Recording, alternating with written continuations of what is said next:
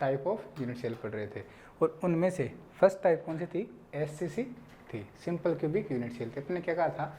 Those unit cell in which constituent particles are present at all corners of a unit cell.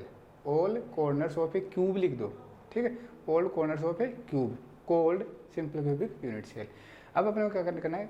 Number of particles per unit cell calculate करना है। क्या? Number of particles per unit cell अपने को calculate करनी है। तो देखो भाई, आप कहोगे सर 8 पार्टिकल है इस यूनिट सेल में, बिल्कुल भी नहीं है।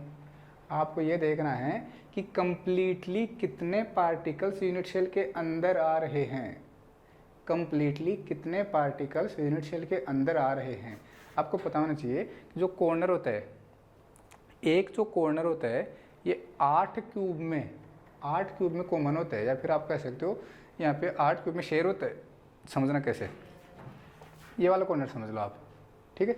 ये जो कॉर्नर है, इसके ये जो फेस कॉर्नर मान लो, इसके जस्ट उस साइड में एक दूसरा रूम होगा, तो ये कॉर्नर उसमें शेयर हो रहा है, ठीक है। इसके जस्ट पीछे ये जो अपना बोर्ड वाला फेस है, इसके जस्ट पीछे एक रूम है, उसमें भी ये कॉर्नर क्या हो रहा है? शेयर हो रहा है 3। और उसके इसके जस्ट उधर आगे वाली साइड में भाई आपको उस कॉर्नर को सेंटर में लेना है, ठीक।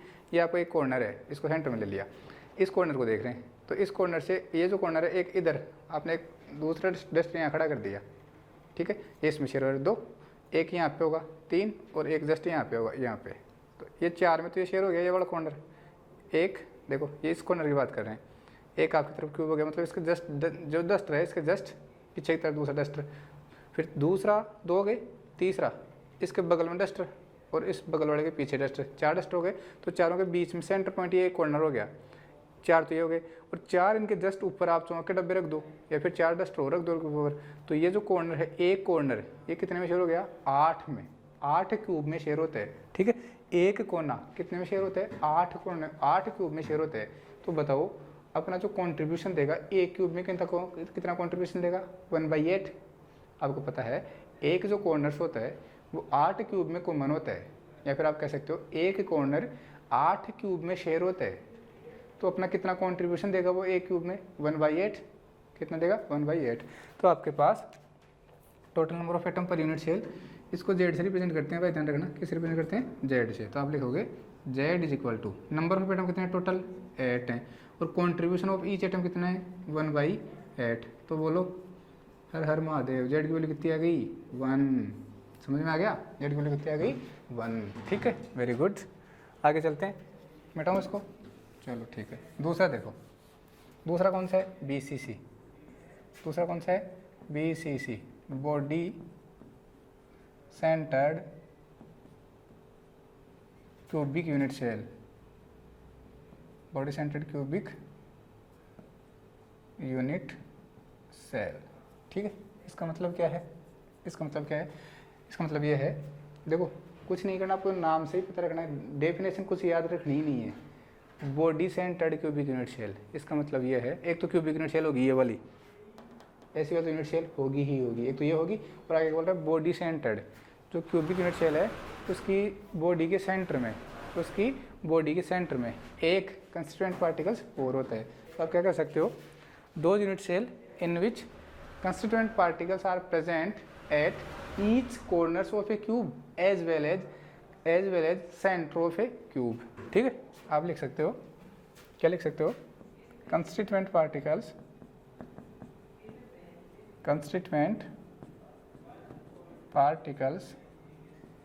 are present at all corners of a cube as well as center of a cube called BCC, body centered cubic unit cell, ठीक है। डब्बा बनाए? हाँ सर, बहुत इच्छा होती है डब्बे की, डब्बे ही डब्बे बनाएंगे भाई अपन। क्या करेंगे अपनी ज़िंदगी में? अपन ने डब्बे ही तो बनाए हैं। हाँ वेरी गुड सर, डब्बे ही बनाए हैं, ठीक है। सबसे पहले तो कंस्टेंट पार्टिकल्स को कहाँ बैठाओ, कॉर्नर्स पे। क्यूबिक यूनिट सेल में तो 8 तो कॉर्नर्स पे होंगे ही होंगे, ठीक है भाई। ये लो 8 कॉर्नर्स पे क्या हो गए, 8 कॉर्नर्स पे क्या हो गए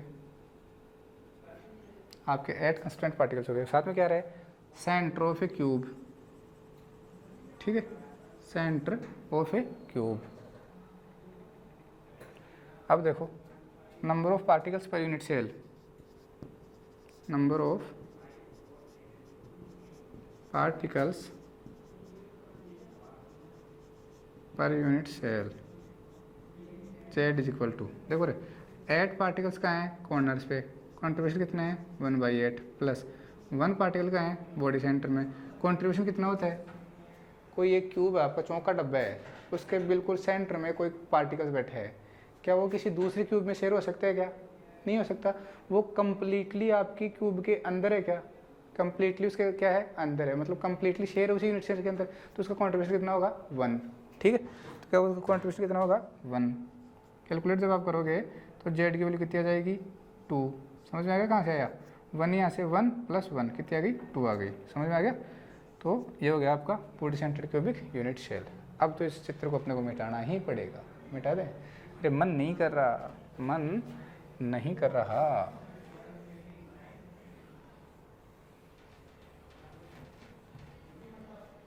क्या करें, फिर भी मिटाना पड़ रहा है। अब क्या कर सकते हैं, बोलो क्या कर सकते हैं, मिटाना तो पड़ेगा।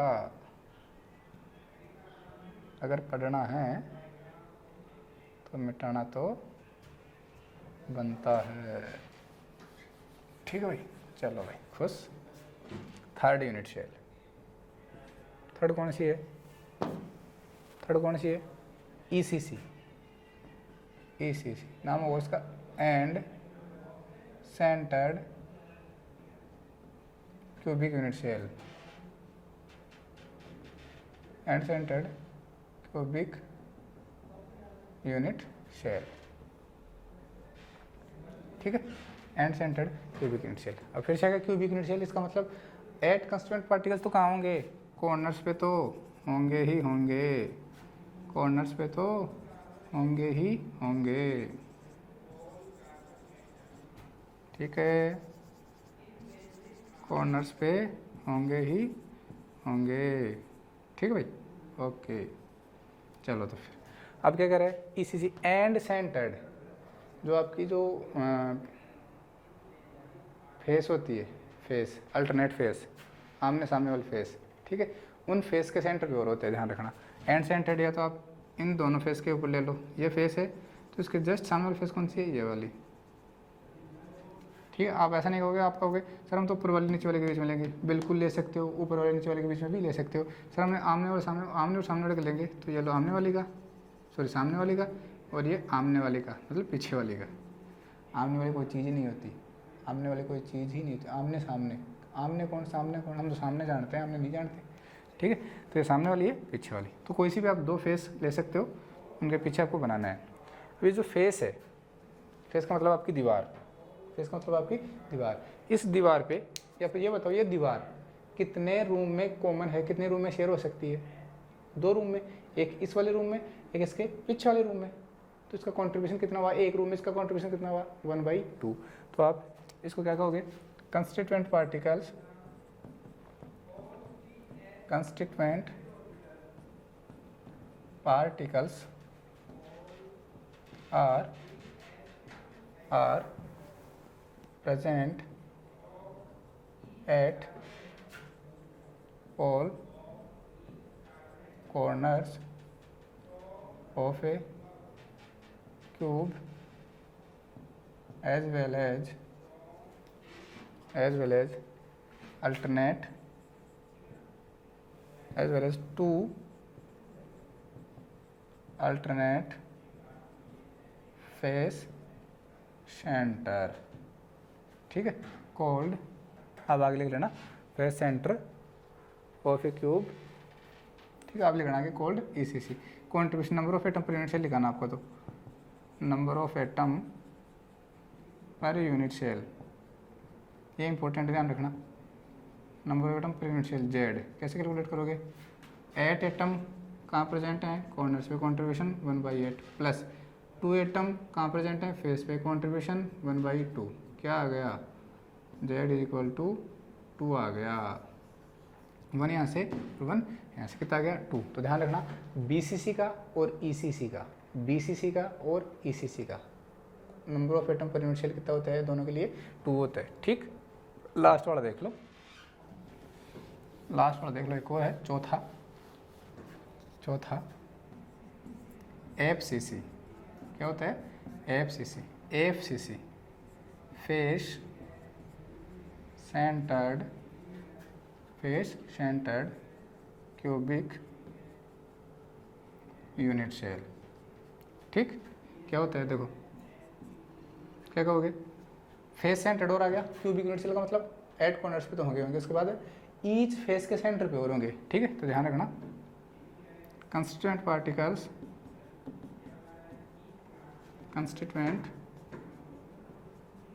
Particles are present at all corners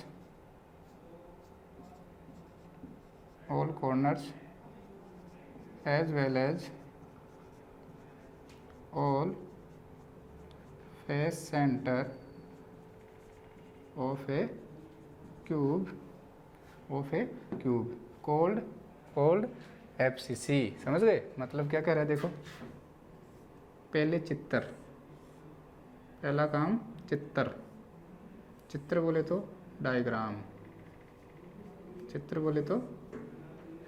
diagram,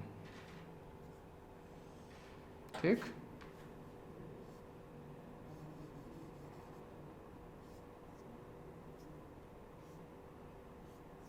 लो भाई, ठीक है, ये हो गया। और देखो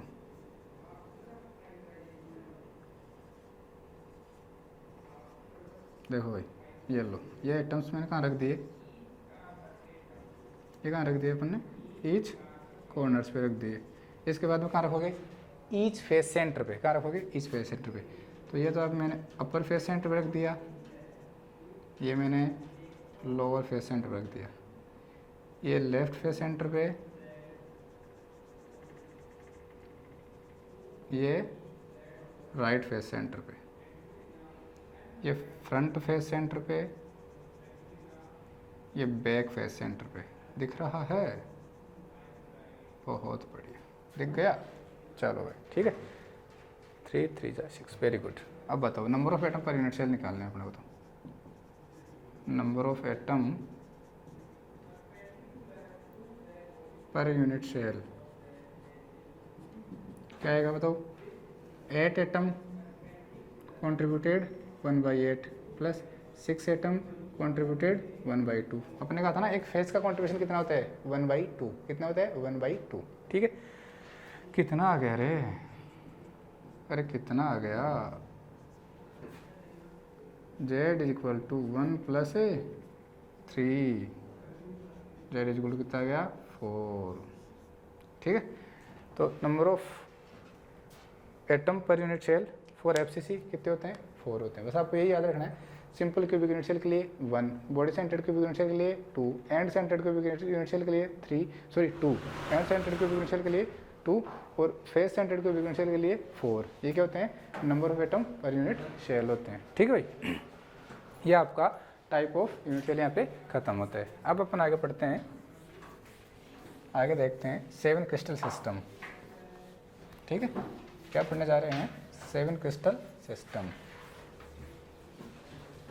अब अपन देखते हैं आगे 7 क्रिस्टल सिस्टम। ठीक है, क्या पढ़ने जा रहे हैं? 7 क्रिस्टल सिस्टम। 7 crystal system.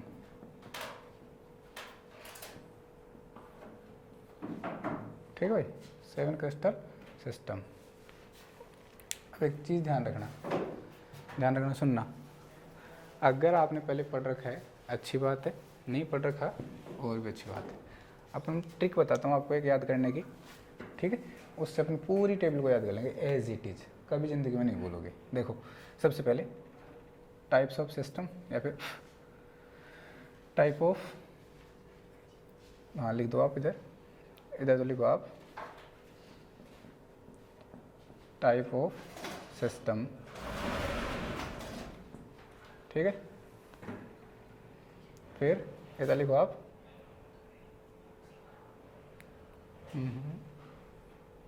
एक minute,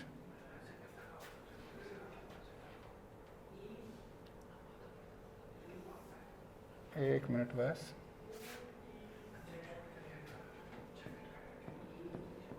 type of unit cell example, ठीक। देखो भाई आपने यहाँ पे पढ़ रखा होगा एक्सियल, एक्सियल डिस्टेंस, जिनको आप कहते हो ए बी सी, ठीक है। और इधर एक्सियल एंगल, एक्सियल एंगल जिनको आप कहते हो अल्फा बीटा गामा, ठीक है। देखो भाई बस ये अगर आपको याद हो गए तो कुछ भी फिर आपको नहीं देखना।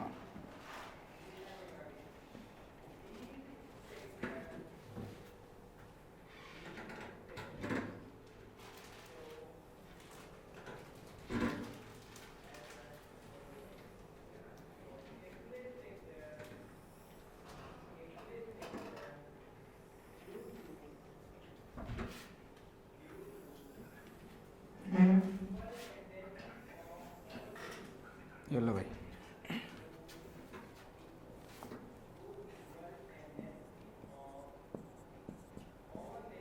ये देखो बस इतनी सी में बन जाएगी आपकी। सबसे पहले देखो आपको एक ट्रिक लिखनी है, सी टी लिखा है, C T O R H M T लिख रहा है, ठीक है।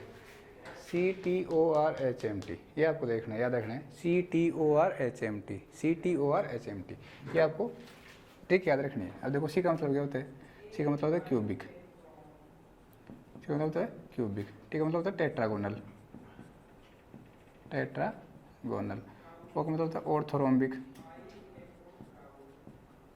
ऑर्थोरोम्बिक, ठीक है। आर का मतलब होता है रोम्बोहेड्रल, रोम्बोहेड्रल, एस का मतलब होता है हेक्सागोनल, हेक्सागोनल, एम का मतलब होता है मोनोक्लिनिक,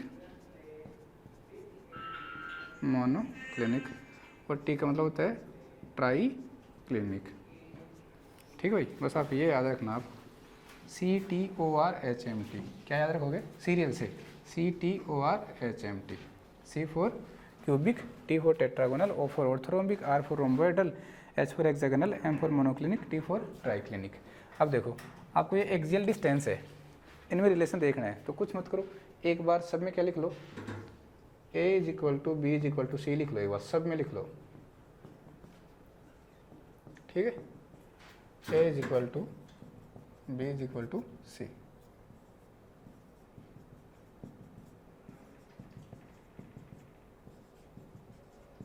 लिख दिया। अब क्या करना है, देखो क्या करना है, सबसे पहले वाले को आपको एज इट इज रखना है, इसमें कोई चेंजेज नहीं करना। अब क्या करते हैं, जो सेकंड वाला होता है इसको लास्ट से लास्ट वाले को काट दो, ये लो, ठीक है। फिर इससे नीचे वाले में दोनों काट दो, फिर इसको एज इट इज रहने दो, फिर एक काटो, फिर दोनों काट दो। अब फिर देखो क्या करेंगे, इसको एज इट छोड़ेंगे और फिर एक काटेंगे, फिर दो काटेंगे। अगर आगे ऐसा होता है तो अपन ऐसे करते, लेकिन अपने पास अपना जो सिस्टम है यहीं खत्म हो रहा है, तो हम इसको भी नहीं छोड़ेंगे, हम इसको भी काट देंगे, ठीक है। इसको भी हम काट देंगे। तो देखो सबसे पहले क्या किया हमने, सब कॉलम्स में ए बराबर बी बराबर सी लिख लिया, ठीक है, a equal to b equal to c लिख लिया। अब क्या किया, सबसे पहले वो एज इट इज छोड़ दिया, फिर सेकंड वाले में लास्ट से वन काट दिया, फिर आगे वाले में दोनों काट दिए, फिर एज इट छोड़ दिया, फिर लास्ट से काटा, फिर नीचे वाले में दोनों काट दिए, फिर एज इट इज तो छोड़ते, लेकिन अगर आपके पास और होते तो छोड़ देते, लेकिन और नहीं है इसलिए इसको अपन नहीं छोड़ेंगे, इसको भी अपन दोनों को काट देंगे। आगे समझ में इतना।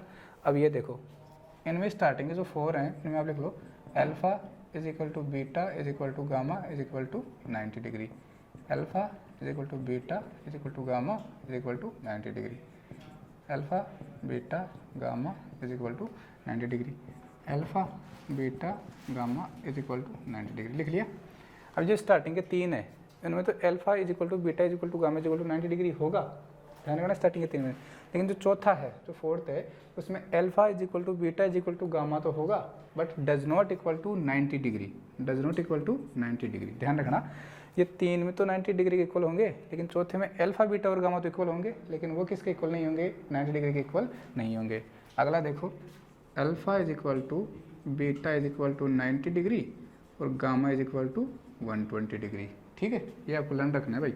आगे वाले में alpha is equal to gamma is equal to 90 degree and beta does not equal to 90 degree. चौथे वाले लास्ट वाले में कोई किसी के इक्वल नहीं है, कोई किसी के इक्वल नहीं है, ना अल्फा बीटा गामा आपस में इक्वल है और ना कोई 90 डिग्री के इक्वल है। समझ में आ गया? Very good.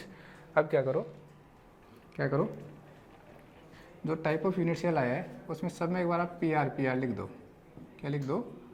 पी आर आप लिख दो। लिख दिया? ठीक है, पी आर आपने लिख दिया। अभी पी आर का मतलब क्या, अभी समझा देता हूँ। ठीक है, जो ऊपर वाला है इसमें आप लिख दो सब कुछ BCC FCC। अब ध्यान रखना ऊपर से एक छोड़ के BCC और नीचे से एक छोड़ के ECC, ऊपर से एक छोड़ के BCC नीचे से एक छोड़ के ECC और फिर यहाँ पे BCC FCC दोनों आ जाएंगे। ठीक है, अब काउंट करो।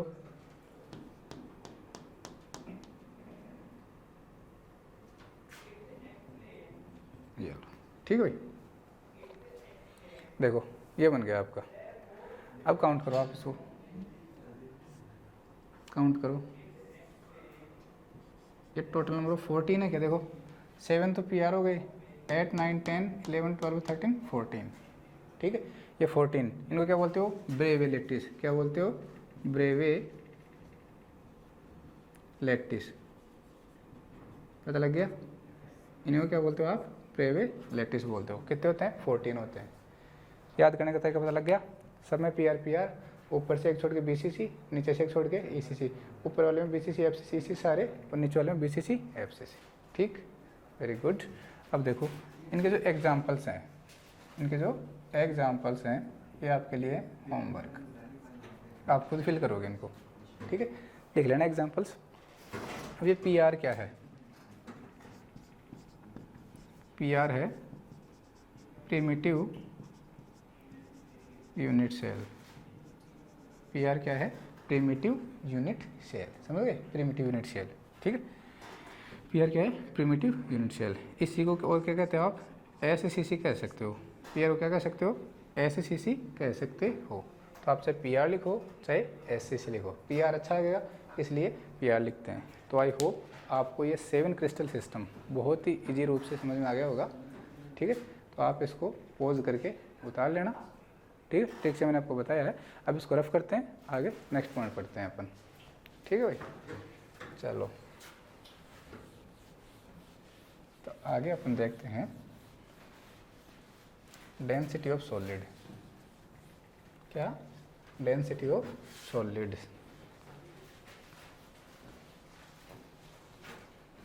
अपना अगला जो हेडिंग है वो है density of solid.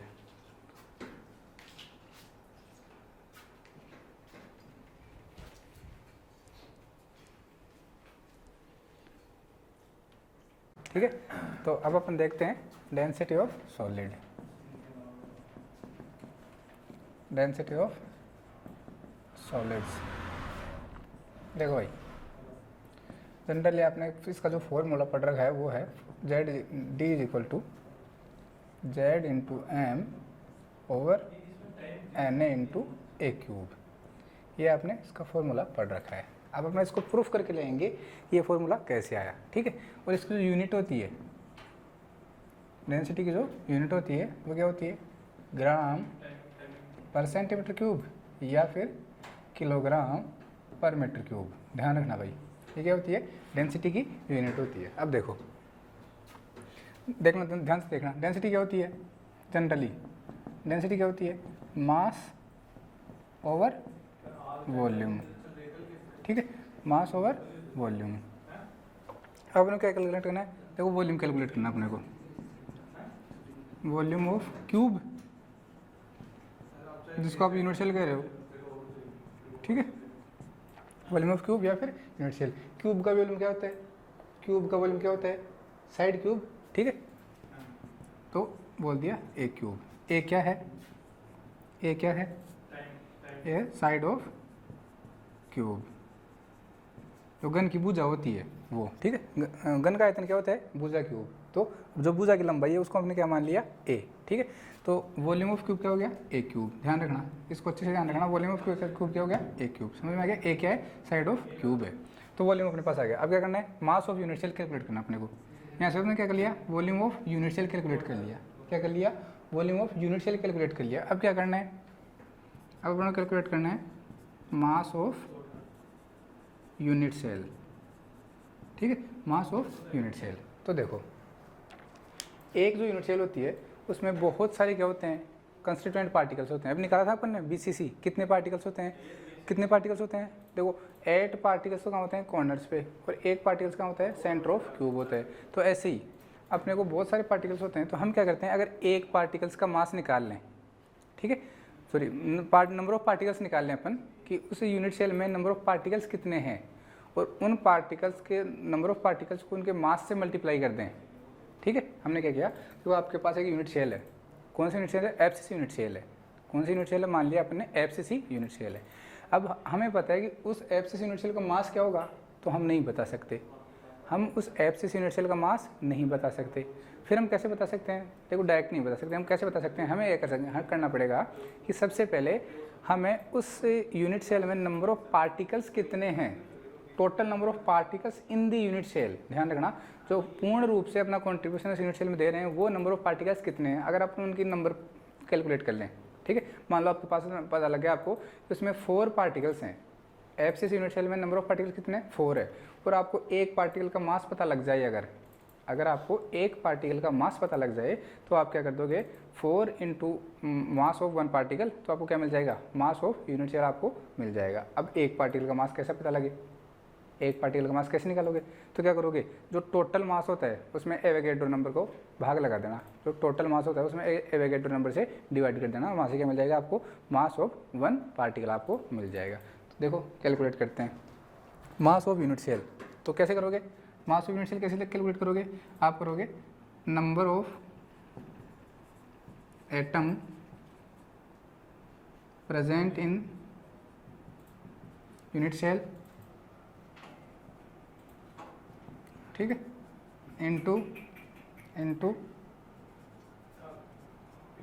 Mass of atoms. ये तो करोगे कि जो यूनिट सेल का मास है वो क्या होगा, कि उस यूनिट सेल में कितने एटम प्रेजेंट हैं, एक एटम का मास कितना है, mass of 1 atom into mass of 1 atom. तो आप इसको ऐसे लिख सकते हो क्या, mass of unit cell, mass of unit cell is equal to number of atom per unit cell, present unit cell क्या कहा था, जेड का था क्या, into mass of 1 atom, mass of 1 atom को कह दो आप एम कह दो, स्मॉल एम, क्या कह दो, स्मॉल एम। मैं कह रहा हूँ यहाँ पे मास ऑफ 1 एटम क्या कह रहा हूँ, एम कह रहा हूँ, और number of atom per unit cell क्या कह रहा हूँ, पर जेड अपन कह रहे हैं, ठीक है, ओके। अब देखो आपने क्या करना है, मास ऑफ 1 एटम कैलकुलेट करना है, तो हम क्या करते हैं, मास ऑफ 1 एटम, ये कैसे कैलकुलेट करोगे, total mass over number of Avogadro number, क्या करोगे, total mass over Avogadro number, ठीक है। टोटल मास होता है कैपिटल एम और एवोगैड्रो नंबर होता है आपका एन ए। अगर टोटल मास को आप एवोगैड्रो नंबर से डिवाइड कर दोगे तो आपको क्या मिल जाएगा, मास ऑफ 1 एटम मिल जाएगा, क्या मिल जाएगा, मास ऑफ 1 एटम आपको मिल जाएगा, ठीक है। तो वैल्यू को पुट करो वहाँ पे, mass of unit cell calculate करोगे, mass of unit cell is equal to क्या आएगा, जेड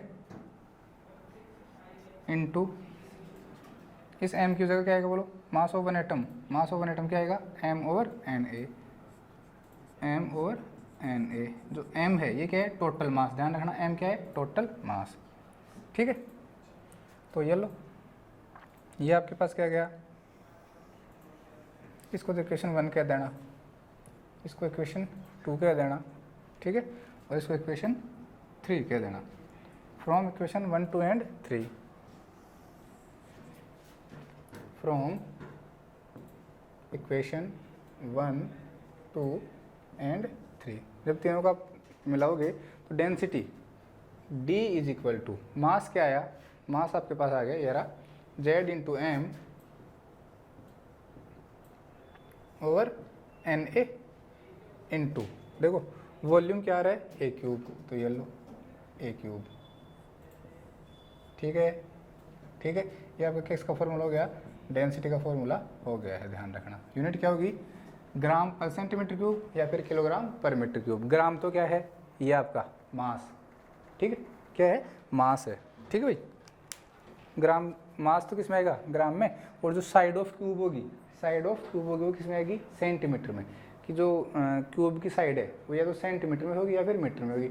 आप किसी में मान सकते हो, अगर मास को ग्राम में मानना है तो इसको किस में मानना है, किस में मानना है, किस में मानना है बोलो, सेंटीमीटर में मानना है। अब देखो जो न्यूमेरिकल्स हैं आपके पास आएंगे, उन न्यूमेरिकल्स में जो साइड ऑफ क्यूब होगी, ध्यान रखना, जो साइड ऑफ क्यूब होगी वो या तो आपको देगा एंगस्ट्रॉन्ग में, या आपको देगा पिकोमीटर में, या आपको देगा नैनोमीटर में। आप डायरेक्ट उसको वहाँ पुट नहीं करोगे, आप डायरेक्ट पुट नहीं करोगे, क्यों, क्योंकि डेंसिटी जो आएगी वो या तो ग्राम पर सेंटीमीटर क्यूब में आएगी या फिर किलोग्राम पर मीटर क्यूब में आएगी। जनरली ग्राम पर सेंटीमीटर क्यूब में आते हैं, जनरली ग्राम पर सेंटीमीटर क्यूब में ही पहुँची जाती है। तो आपको वो जो एज लेंथ है, जो ए है, ठीक है, उसको नैनोमीटर, एंगस्ट्रॉन्ग या पिकोमीटर से किस में कन्वर्ट करना पड़ेगा, सेंटीमीटर में कन्वर्ट करना पड़ेगा। तो मैं आपको एक जरा सा यूनिट कन्वर्जन सिखा देता हूँ यहाँ पे, ठीक है, क्या सिखा देता हूँ मैं आपको, एक यूनिट कन्वर्जन यहाँ पे सिखा देता हूँ, ठीक है। ये यूनिट कन्वर्जन आप देख लो, फिर आपका काम बन जाएगा। देखो भाई, एक लाइन याद रखना, और कुछ याद नहीं रखना। 1 मीटर, 1 मीटर में कितने सेंटीमीटर होते हैं, 10⁻² सेंटीमीटर होते हैं। उससे पहले आप लिख लेना, चलो लिख देना, 10 डेसीमीटर होता है, ध्यान रखना, 1 मीटर में 10 डेसीमीटर होते हैं, is equal to 10⁻² centimetre is equal to 10⁻³ millimetre is equal to 10⁻6 micrometre is equal to 10⁻9 nanometre is equal to 10⁻10 angstrom is equal to 10⁻12 picometre, ठीक है, is equal to 10⁻15 femtometre, FM, ठीक है। तो ये line आपको याद रखनी है। 1 metre is equal to 10 decimetre. इसी लाइन से आप किसी का भी यूनिट कन्वर्जन कर सकते हो, और तो और आप लीटर को डेसीमीटर क्यूब में, लीटर को मीटर क्यूब में, लीटर को सेंटीमीटर क्यूब में, किसी में भी कन्वर्ट कर सकते हो यहाँ से, ठीक है। 1 मीटर में बस आपको तो एक याद रखना है कि 1 मीटर में कितने decimetre, 10 decimetre, 100 centimetre, 1000 millimetre, 10⁻6 micrometre, micrometre, 10⁻9 nanometre, 10⁻10 angstrom, सारे पॉजिटिव में ध्यान रखना, और 10⁻12 पिकोमीटर, 10⁻15 फेमटोमीटर, ठीक है, बहुत ज़्यादा हो गए इतने, आपको ये लाइन याद रखनी है। अब देखो मैं यहाँ पे कुछ कन्वर्जन्स करके बता देता हूँ आपको। मैं करता हूँ आपको पिकोमीटर कन्वर्ट इनटू सेंटीमीटर, ध्यान रखना, पिकोमीटर कन्वर्ट इनटू सेंटीमीटर। तो जो भी आपको कन्वर्जन करना है वो इस डाटा से उठा के बराबर रख लो, किसको किस में पूछा है, किसको किस में पूछा है, पिकोमीटर को।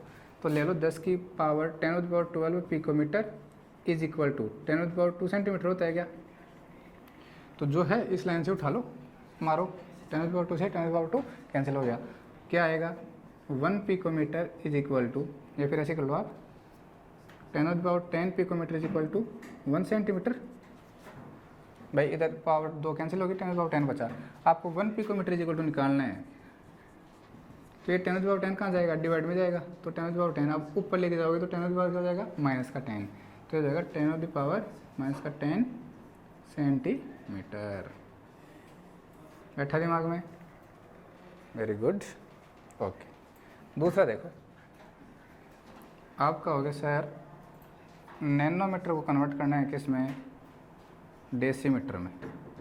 नैनोमीटर को कन्वर्ट करना है किस में? डेसीमीटर में। तो देखो क्या करना है, कुछ नहीं करना। नैनोमीटर क्या होता है?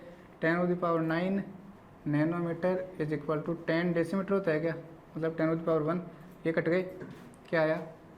10⁸ nanometre is equal to 1 decimetre. तो 1 नैनोमीटर इज इक्वल टू निकालोगे, क्या आ जाएगा? 10⁻⁻8 decimetre.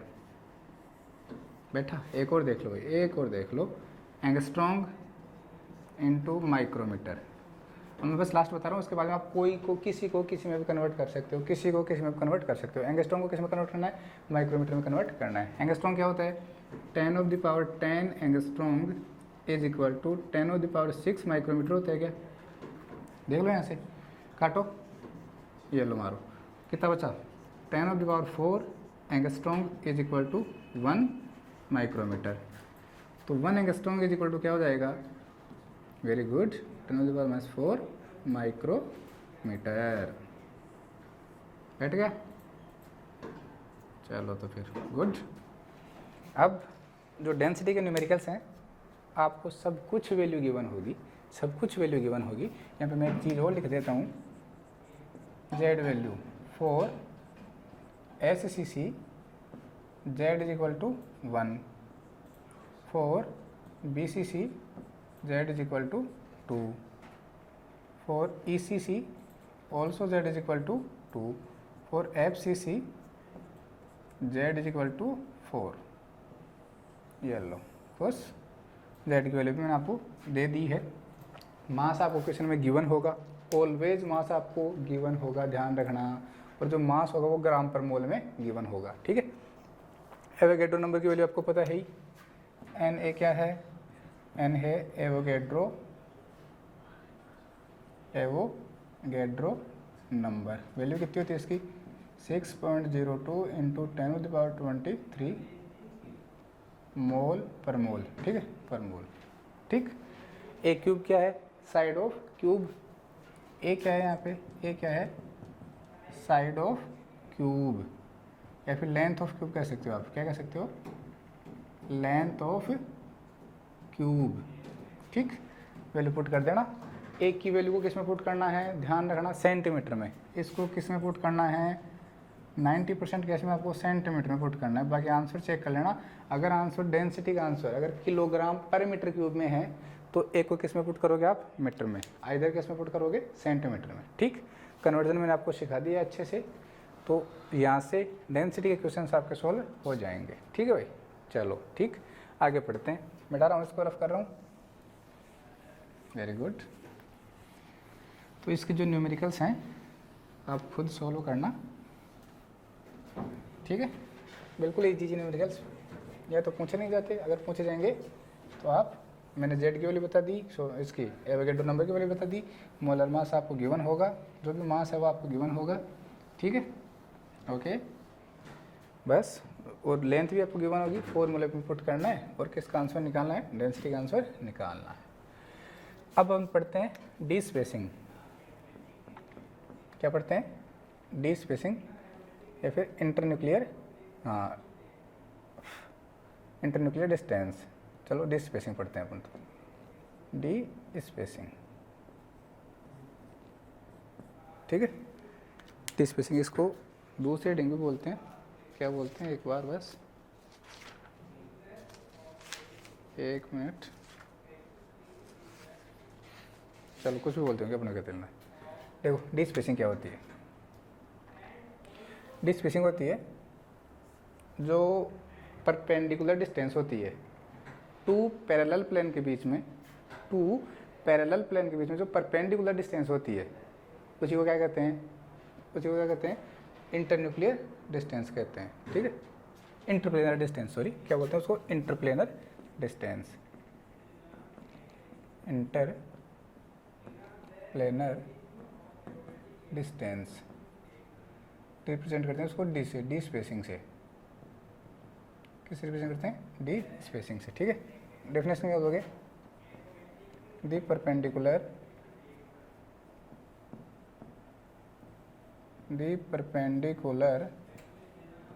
Distance between two parallel planes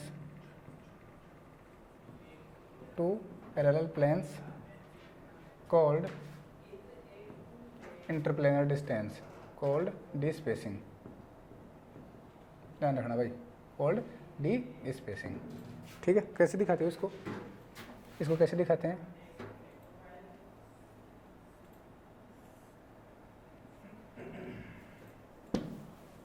देखो कैसे इसको रिप्रेजेंट कैसे करते हैं, डब्बे बना लो आप तो।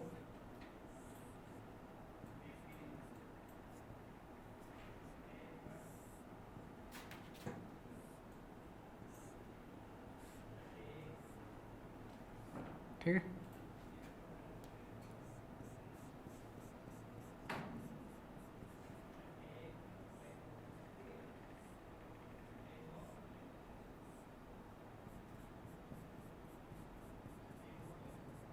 ये देखो, ये तो आपको क्या है, दो पैरेलल प्लेन है, इस डायरेक्शन से चल रहे हैं, ठीक है। ये दो प्लेन इस डायरेक्शन से